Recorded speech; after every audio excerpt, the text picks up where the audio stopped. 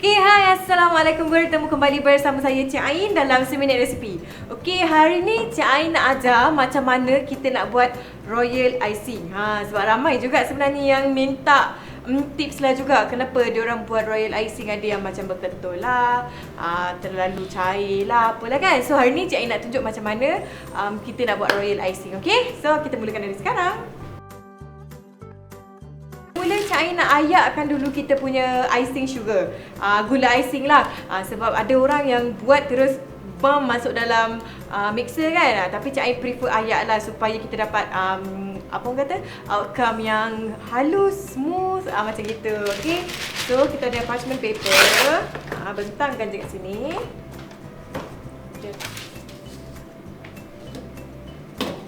Dan Cik Ain ada gula icing. Kita akan ayak dia dulu bagi halus.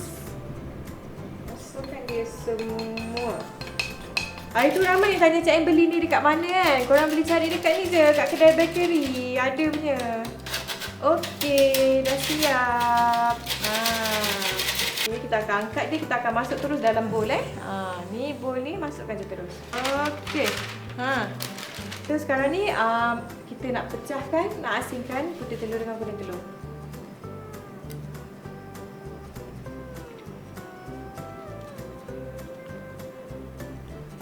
Kita akan masukkan je tengah-tengah dia. Macam gini. Tolakkan dia. Bagi dia sedap dulu gula-gula tu. Okey, untuk whisk dia, of course kita akan pakai whisk attachment. Make sure korang pukul tu mula-mula kelajuan yang slow dulu.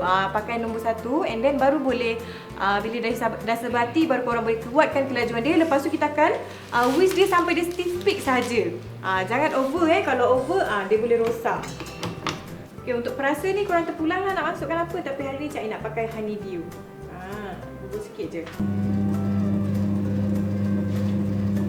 Okay, masa korang whisk ni, dia crucial part sikit.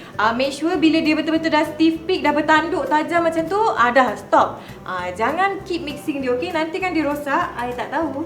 Okay, so sikit lagi Cik Ain punya.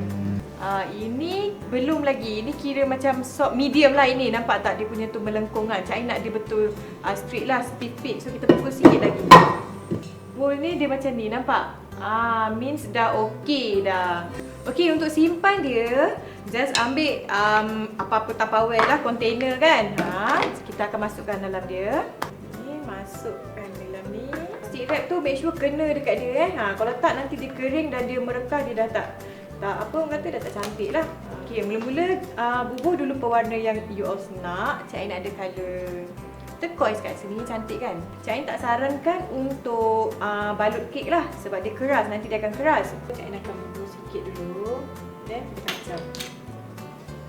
So yang macam ni dah boleh sesuai untuk topping dekat apa nama? Sugar cookies. Dia sesuai sangat lah. Okay, so sekarang ni kita dah tunjuk konsistensi yang untuk buat dekor atas sugar cookies kan. Okay, tapi andai katalah korang buat tu tercair, terbanyak air letak kan, tak ada masalah. Bila dah macam tercair, dia dah jadi macam flat kan, dah macam banjir je kan. Jangan risau, ambil je gula icing, tapis di atas tu, and then kacau, buat balik macam tu. So nanti dia okey lah, okey? Okey, itu saja tips macam mana nak buat royal icing daripada Cik Ain. Jangan lupa cuba, okey? Okey, bye, jumpa lagi. Assalamualaikum. Korang dah dapatkan belum buku seminit resepi? Kalau belum, dapatkan di seminitresepi.my, okey? So, macam mana resepi tadi? Kalau nak dapatkan banyak lagi resepi, jangan lupa subscribe kita punya YouTube channel. Jangan lupa juga like, share dan komen. Okey, jumpa lagi. Bye!